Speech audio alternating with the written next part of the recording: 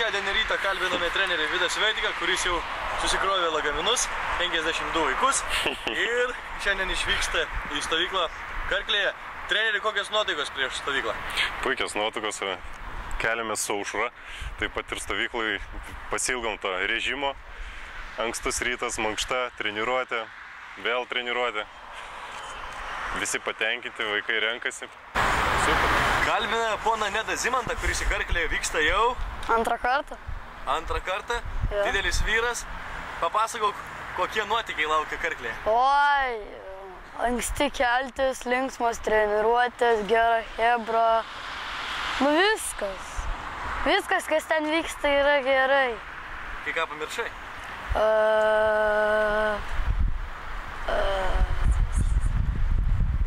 O, diskotekos svarbiausia. Taip, diskotekos ir žiauriai, daug gražių.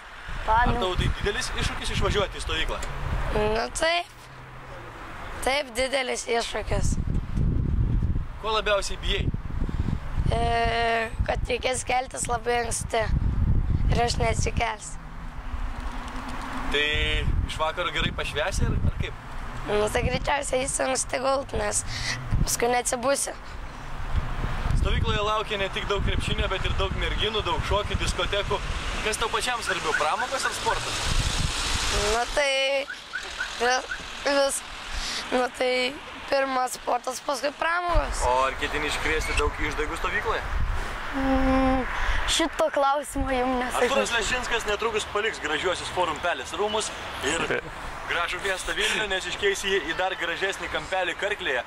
Ir ponas Artūrai, papasakokite, kaip pats nusiteikęs šiai vasaros treniruočių stovyklai. Na, stovykla tik tai įsibėgėja, aš manau. Tai pirma diena bus šiandien. Ir tikiuosi, kad nusiteikimas bus man toks patys entuziastingas kaip ir vyrų, kurie čia susirinko ir nori pasportuoti. Manau, stovykla bus puiki. 52 kandidatai, netgi 52 vyrai vyksta į stovyklą.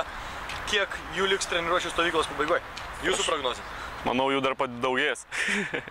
Prasidės iš vietinių ir, manau, prisijungs visi esantis Karklėje, nes stovykla žada būti tikrai įspūdinga. Ponas Artūrai, vyrų laukia daug labai pramogų, ten bus žiauriai daug merginų ir diskotekos. Kaip jūs tenksitės linksmybės suderinti su sportu? Nu, manau, linksmybės niekada nesugadina sportinio gyvenimo. Kaip žinom, daug vyrų mėgsta ir Lavrinovič ir visi pašelioti. Tai manau, kad jaunimas bus pratinimas ir prie linksmybių ir prie sporto suderinimo, kad užaugę neišeitų iš kelio. Pratau. Taigi šią linksmą gaidelę ir įsidėkime poną Artūrą Lešinską ir jo komandą į stovyklą Karklėje.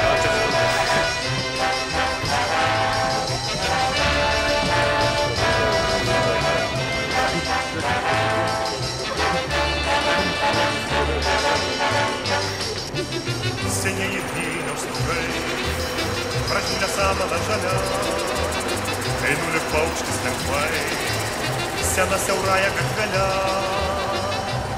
Stogai senieji, kai vis tik pamatau, aš pajaunėju ir tyliai pasakau.